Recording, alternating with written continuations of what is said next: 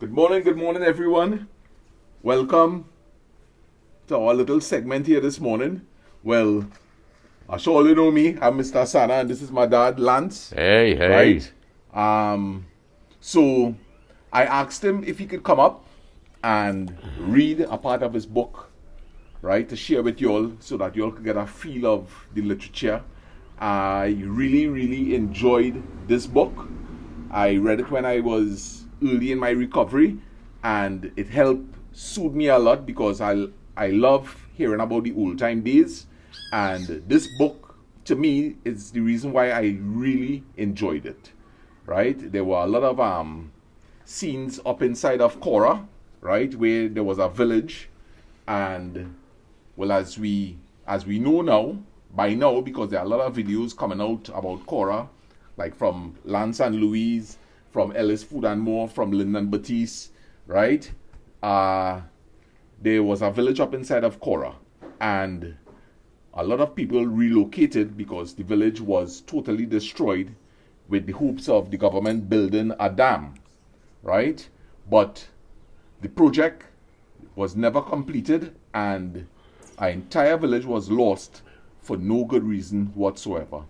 And what this book did is it went back in time, and the author, he used his imagination, his experiences, his actual knowledge of the place, and he was able to recreate this village. And this is why it was so intriguing to me. So we're here with Mr. Lancelot Batiste, and he's going to do some reading here for us. And Ellis Food and More will be joining us from time and time again. Yes. Yeah, we're happy to have all you. You look so regal. I look so regal. Yes, well, I thank you very much for all the support that others have given over the past months since this book has been, produced. And I want to thank Lasana and his wife for whatever support they have given. Sana has been very instrumental in pushing Lyndon when I got my heart attack in 2019. He said, Lyndon, you better help Daddy finish this book because you wouldn't want to have that on your conscience. The old man might grab your foot from the grave, So we already want that. The years have rolled by, and things just get a little older. The hair get whiter, the mustache get a little grayer. But It looked good. But I'm very thankful that Lasana already went on to read the book and enjoy it, and has invited me up here to read a little bit. Most of these experiences in this book, they are really true. Some things have been weaved or woven to create the story, but the basic facts are here in the book. I'm glad for people like, what's the girl's name down in that Eldorado hardware? Carrie. Carrie has been a good supporter of pushing these books in her hardware, which is very unusual. You're going to a hardware to buy a hammer, a saw, but I have given her several books and she got all sold, and I really appreciate her help. J&J Essentials on Korra Road, they have also been very helpful in pushing these books. That's the stationery store. The stationery hardware. Hardware, yeah. I saw the book there. You saw the book there, great. It's difficult to really put books into the conventional bookstores. They want them on assignment, and it's difficult to see how it's going and follow the thing through. So Carrie and the JJ Essentials, they have been really very instrumental. I appreciate that. So the program this morning really is to read a little bit from this book. Lasana has pointed out that there's a certain part he would like to hear. Unfortunately, because I was in the Express in the old days, when we did a paper, immediately upon the paper being finished, my job was to look forward to the next day's issue. So I couldn't immediately put my hand on the spot he wanted, read, because I have been moving on to other things. I would love to do a sequel to The Ghost of Korra. I have something gelling in the mind at the moment. But I just want to read a little bit. Not that you will be moved to run and buy these books, but because I find it entertaining and maybe could help you, with a little enjoyment of reading. I believe in reading. I believe in reading because reading produces a lot of events that are happening in natural life, and sometimes you don't know how to cope with things. But when you read, you see how authors craft things that people can get help. So I'm just going to read something. A routine developed. Sometimes the cricket team trained on the road leading out of the village. Sometimes they ran on the river bank or trekked through the water. After breakfast at Lal's shop, they played cricket for 3 hours while Eusebio and Marta prepared lunch. 1 minute, please. Would you like to read it instead? No. I enjoy hearing it from you. Okay. Peter's rum shop had a makeshift kitchen. Every morning, Eusebio and Marta, wearing high heels, toted produce from their garden to the rum shop. Eusebio sat under the awning in front of the rum shop and watched the team while he peeled and cut the ground provisions, yams, sweet potatoes, dasheen, eddos, and cassava, into big bowls.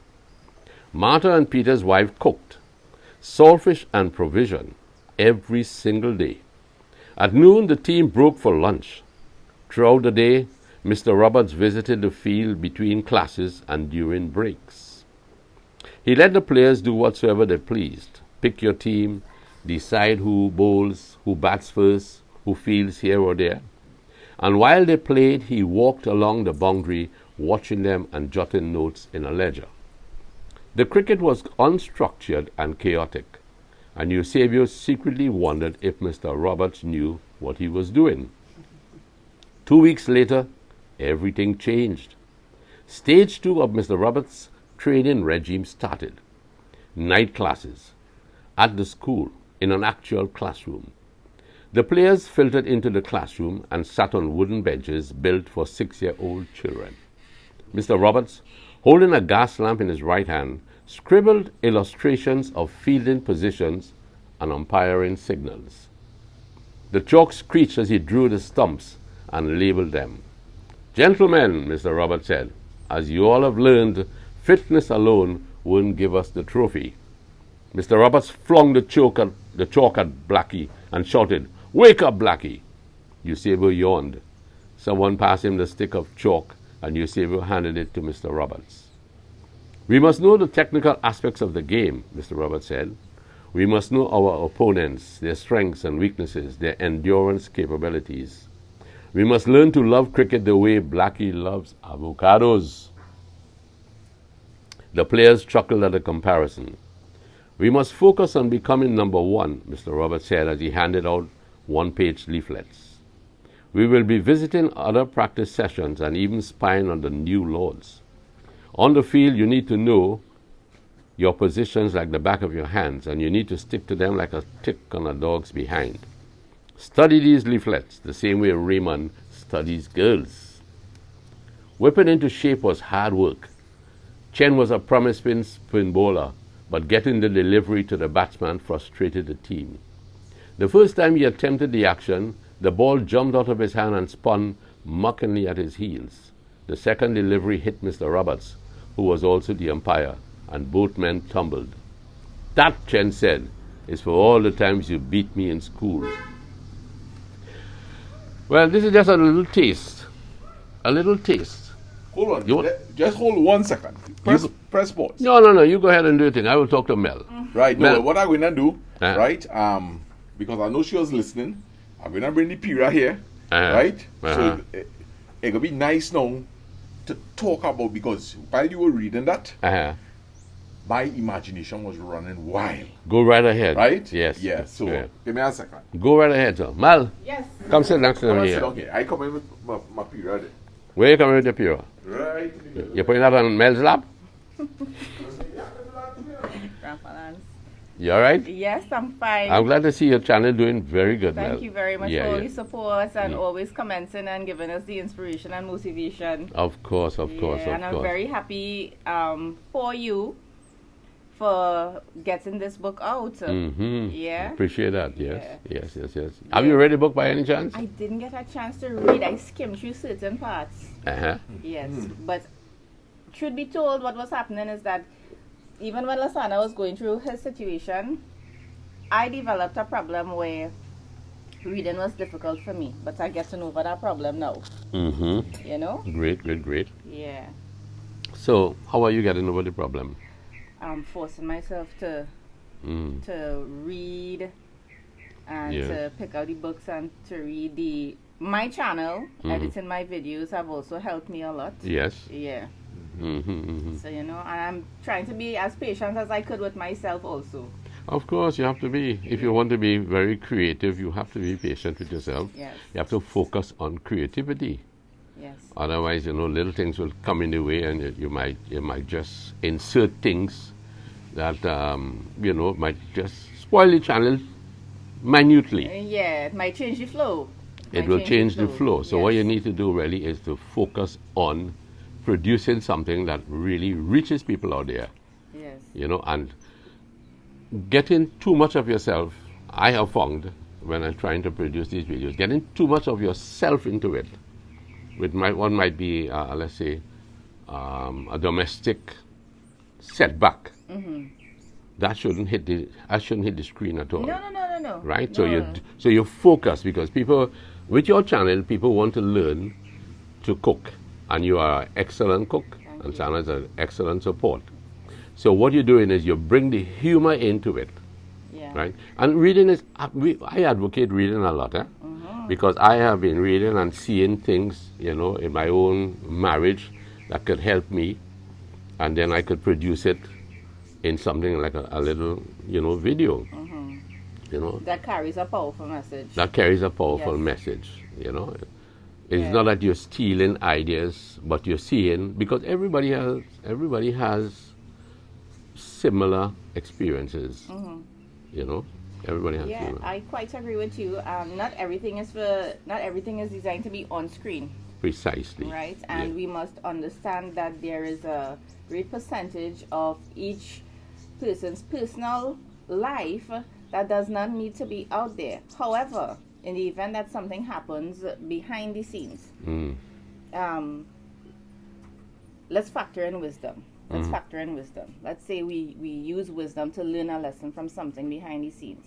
We can now use that to translate it into a message so that we could help share the knowledge. So, for example, if X happens, and as a result of that, we have a consequence called Y, we're going to look at it, translate it for the audience to say, listen, if ever XYZ comes up, this is just a suggestion on how to handle a situation. And this is what we try to do with our channel. Very good, very Yeah. good. There are lots of marriages out there that are teetering on a lot of collapse, Yeah. right? And I believe that humor, excellent humor, is vital in all of your channels. Yeah. Everything that you produce, because people are really bugged on it. I often say, like the President of the United States, he goes home, he's had a rotten day, and he turns on something. He's not going to turn on something on the war in Iraq, and he's not going to turn on the war in Saddam Hussein and what happened down in you know, in Venezuela. He wants to see something that will calm his nerves, Yes. right? Because And sorry. go right ahead, go At ahead. the end of the day, he is going to be saturated with all these issues, with all these challenges. So at the end of the day, he needs something to desensitize That's and right. wind down. That's right. That's Yeah. right. Yeah. And one of the things too that is important is the ability to laugh at yourself. Yes. You know, I said recently in a comment, I think I'll have to change my format from an iPad and get something like like an updated camera. And somebody wrote saying, no, this is your unique way of presenting things. Yeah. And if you change that, you may change the flow Yeah. of what is happening. And Right. I totally agree, you know.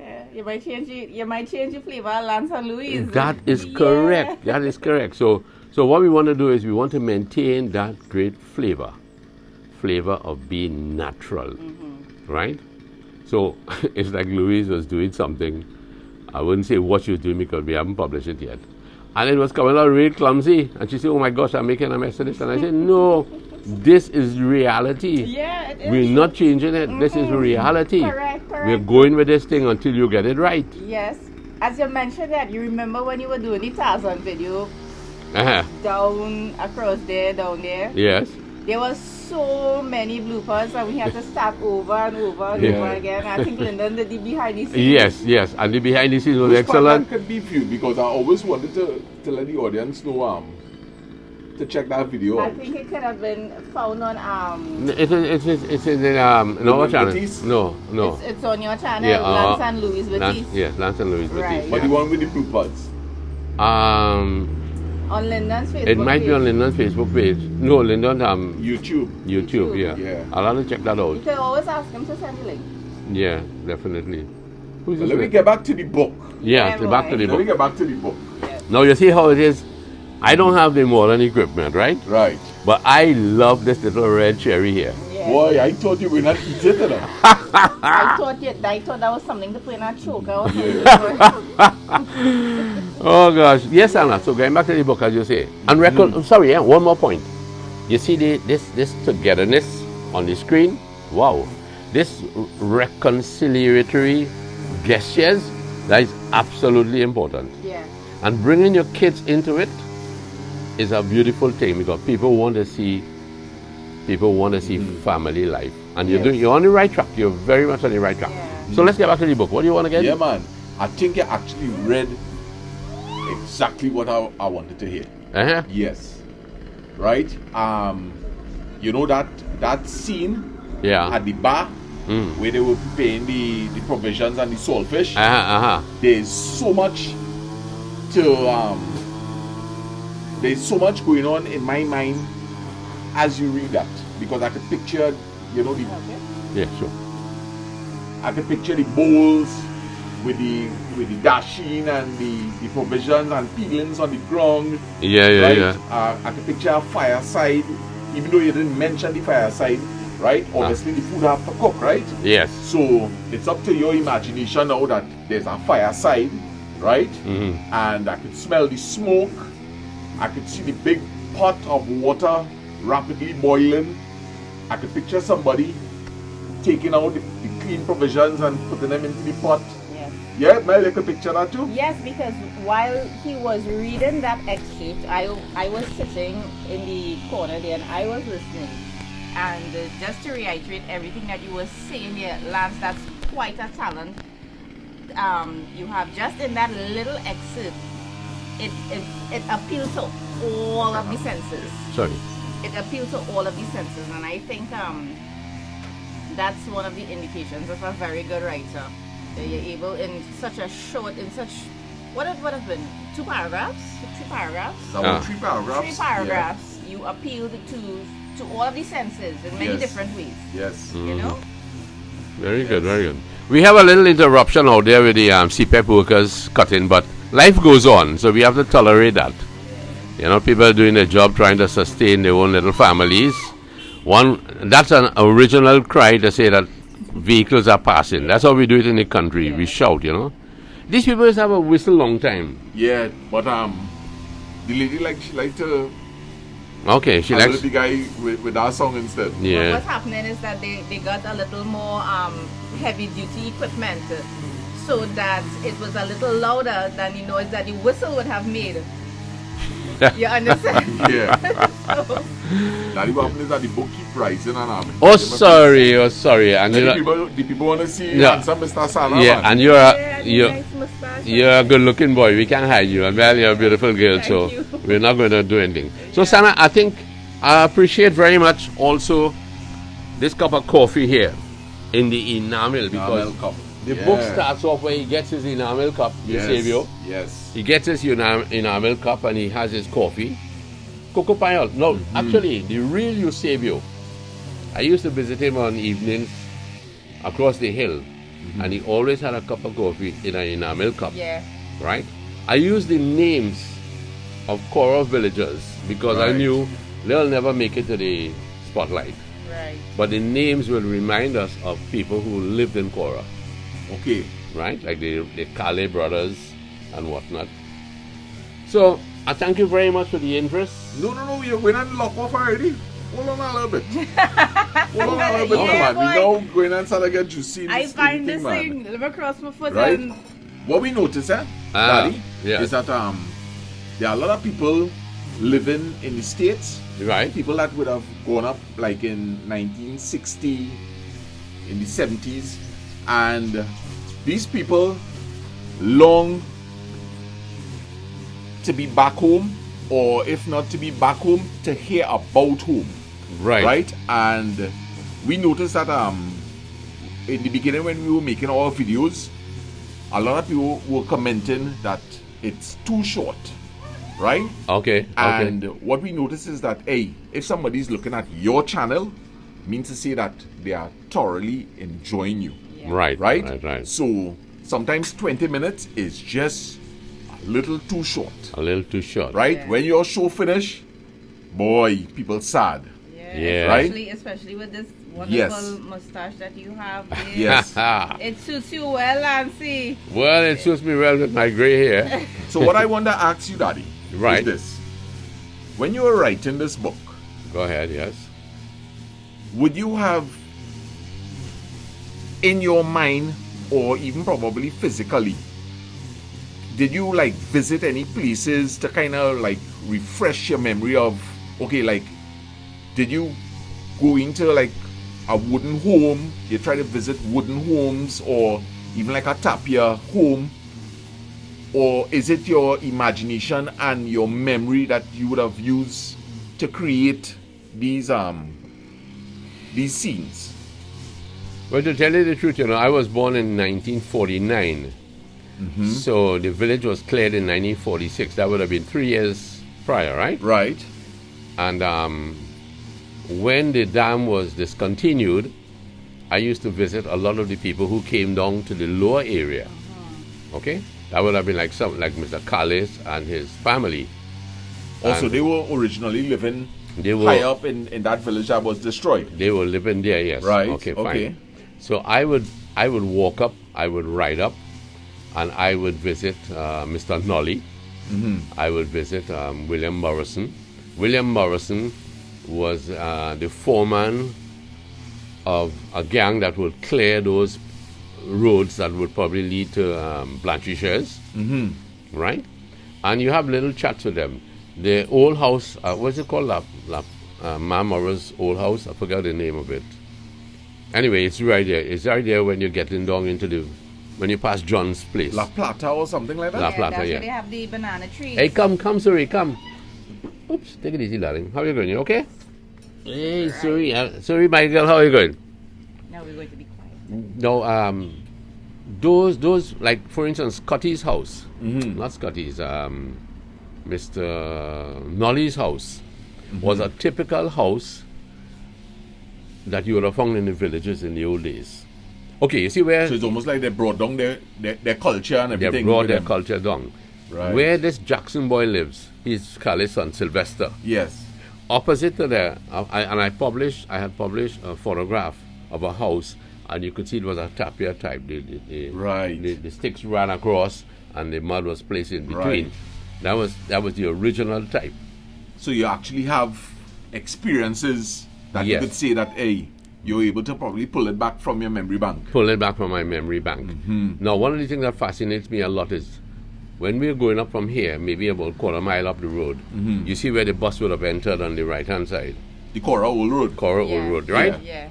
It would have crossed 5 or 6 times the river, Yes. which was a fascinating thing for me. Yeah. Good. Then it exited just below Ma Morrow's house. Yes. Yes. Right? Now, a lot of people come there and they don't know the history that the bus exited there. Right? Then it turns right and it goes up into the village. Okay? The school that was in the village, the original village, Upper Korra village, right? It was moved. It was a police station, actually, and it was moved to where just above where the church is now. Right. Right. Right? They turned it into a school. But you could have gone and walked and seen the cell of a police station. Yeah. Yes. Is it still there? No, it's overrun with bush and maybe it's all broken up. It would have been nice to go on and... Yes. I sometimes want to go there and just walk up on the land. Maybe you might still see the pillars and things. Perhaps you will still see it, right? So anytime you go up there with your bike, Yeah, we could try and take a look. Right. Now, there was a teacher who was assigned, and maybe there were just about 2 classes. But in those days, transport to Korra was terrible. So the children would come to school. He couldn't get up in the school, so there was no school. Right? And then sometimes he would get there, and he can't get back out. So that eventually flopped. Right. That school because of poor attendance. Poor attendance, poor transport, everything that went negated everything. No shucks. You understand? Yeah. So that is how the life. But, and I'm thinking that I get this from you, right? I like to engage a lot with people that is much older than me. Right. Would you say as a youth, because of your probably wanting to learn of the old time days back in your time, you used to enjoy conversing with older people? Of course, boy, Shanna, it was a treasure to meet these people. A lot of them spoke patois. Right. Right. Mr. Korra, I love Mr. Korra. He had a mustache as big as mine. Yes. Right. And he lived just just beyond the Morrison building. And I would meet him. He would be coming from the river, and he was always a cheerful man. He will have a bunch of bananas on his back. Oh my He will share it with you. Yeah, boy. And one of the things, you had a rapport with these people. They talk to you, they ask you how you're going and whatnot, and even Mr. Nolly. Mr. Nolly had several daughters, Gloria and Bernice, and I've forgotten the other's name. One was Veronica. They've all grown and have their own families, I guess, now. Sona and Andrew. Andrew was a talented young fella. He was in a dance group. Right. Right. Mr. Barristo. When you swing down opposite Mario's there, across the road from Mario's, you had this old Spanish-looking building with long, heavy doors. Mr. Barristo. Not all would have been friendly, but they would pick you up on the roadway. Right. You understand? Some of them were very closed characters. Right. But generally, it was like that. Generally like that. But Dad, hear this, right? While we talking here, Right. it occurring to me that we discussing like the 1950s here, Okay. right?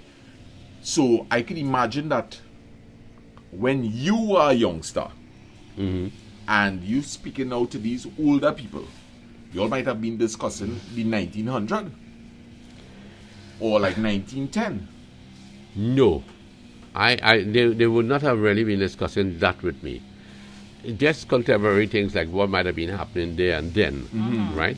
You see, the dam impacted so much and disrupted so many lives, right? That it was like a silent grief. I would say it was like a silent grief in the village. People were displaced, they found a hill to live on, whether they bought it or not, I don't know. A lot of them would have been in a transitional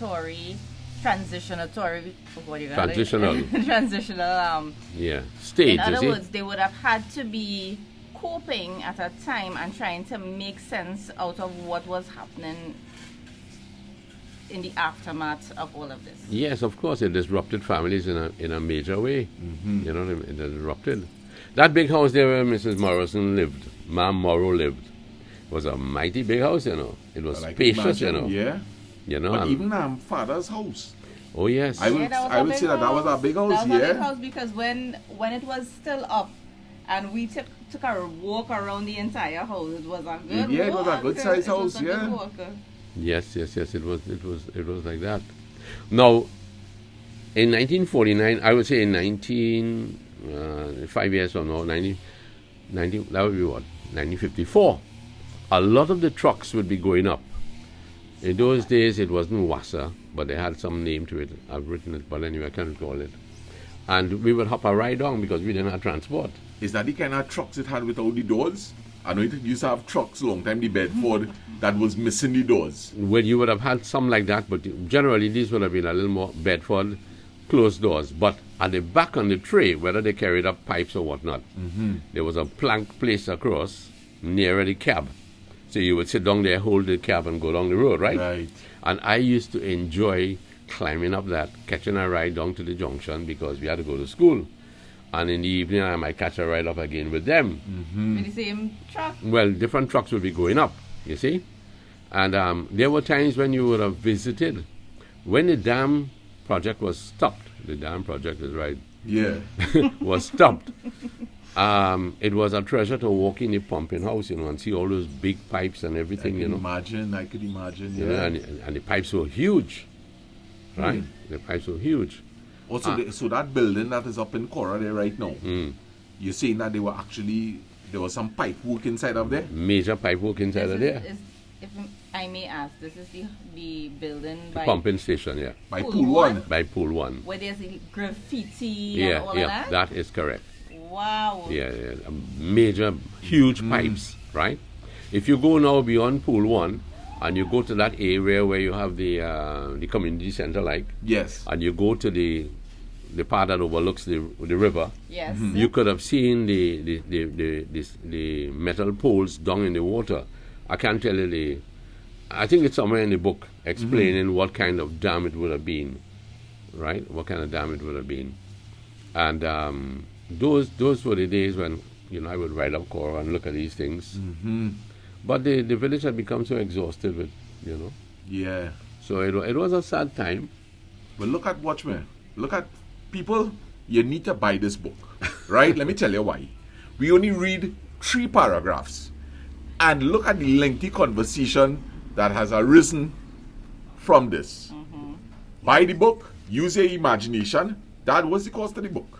It's $100. $100? Yes. Well, you giving away that book, boy? Well, Yeah. that's okay, man. History will compensate. Good. Not everything is about money. We Not always say every- that. Yes. Right? $100, and you could get into the mind of Lance Batiste and see his interpretation of the old time days. Yeah, I'm Right? very, very proud of you, Lance, because I remember when you first started this years ago, you were making notes on file pages. Yeah. I think Sadie was still in my tummy, Sadie was still in my tummy, and Sadie turns 8 tomorrow. Yes. Yeah? It was a long spell. Right, and not yet, honey. So I remember when Lance used to have his notes, and he used to have them really arranged meticulously. On the notes, there would be further notes, and he would. Oftentimes, when you visited him at that time, he would say, let me read a little excerpt for you now, boy, son. What do you think about this? What do you think about that? So I'm glad to see that it has materialized, man. Yeah, man, Daddy. Yeah. Thank you very much. Thank you. I'm glad you lived to write it. Yes, boy. Yeah? Yes, boy. And I can make a promise. I'm going to start to read it today. Very good, I'm very not good. feeling 100%, but I feel this might help me. Yeah, you don't have to read 100 pages. Well, thank you very much. I look forward to you enjoying this, and Sana and Mel. Yes. Thank you. Ellis, all the best. Keep up the good work, Lancy. Thank Yes, you. man. Yeah, man. Bye-bye.